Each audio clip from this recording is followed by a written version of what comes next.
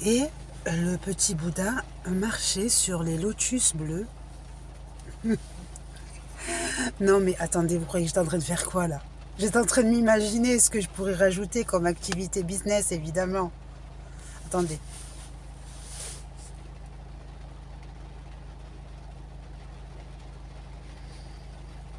Quand soudain il sortit du palais et vit tout son peuple qui souffrait, eh bien Bouddha décida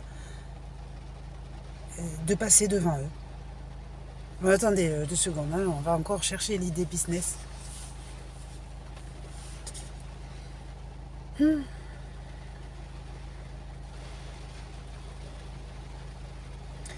Puis, bien loin de chez son père, il arriva auprès d'un arbre. Il décida de s'asseoir.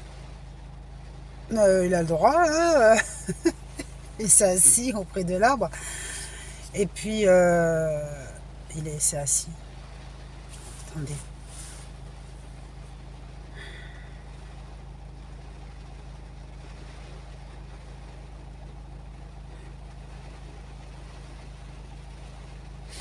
Et on le vit, quelques temps plus tard, toujours au même pied de cet arbre, en train de méditer.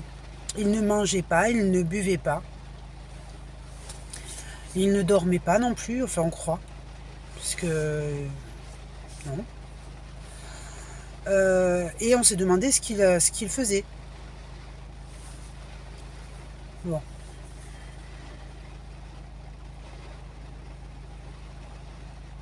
Ah oui, non mais parce qu'au début, en fait, il avait sa mère, qui était une princesse dans le palais, bien sûr, et enceinte du roi qu'il adorait, elle est morte.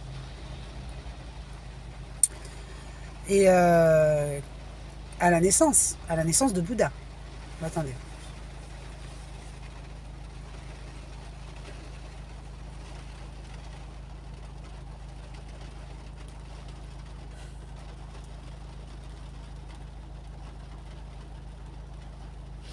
Et donc, Bouddha, il grandit sans son père et sans sa mère.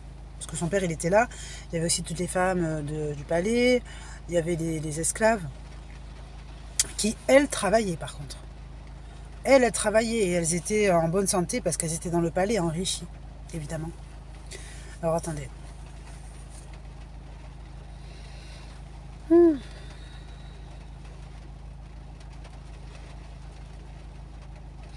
Mais en grandissant, Bouddha avait besoin, bien sûr, d'un professeur qui puisse lui apprendre la vie.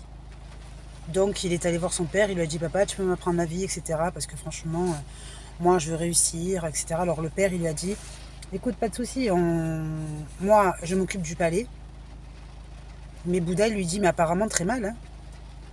Très mal, parce que moi, j'ai entendu dire qu'à l'extérieur, eh bien, tout le monde souffre. Donc, papa, tu devrais avoir un conseiller. » Le père, choqué, vexé, lui dit « Écoute, pourquoi tu dis que moi je ne peux pas gérer le peuple?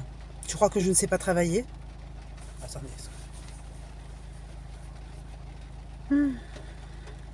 Alors Bouddha lui dit « Écoute, c'est simple, je t'apprendrai à distance. D'accord, laisse-moi aller parmi le peuple. Je me baigne dans leur présence. Et ensuite, je communiquerai avec toi par la pensée. Et tu sauras mieux orienter mon peuple. » Oui, aujourd'hui, par exemple, on a les nouvelles technologies, comme par exemple le téléphone, les ordinateurs, mais aussi beaucoup de voitures. Enfin, tout ça, c'est quand même très bouddhiste, je trouve.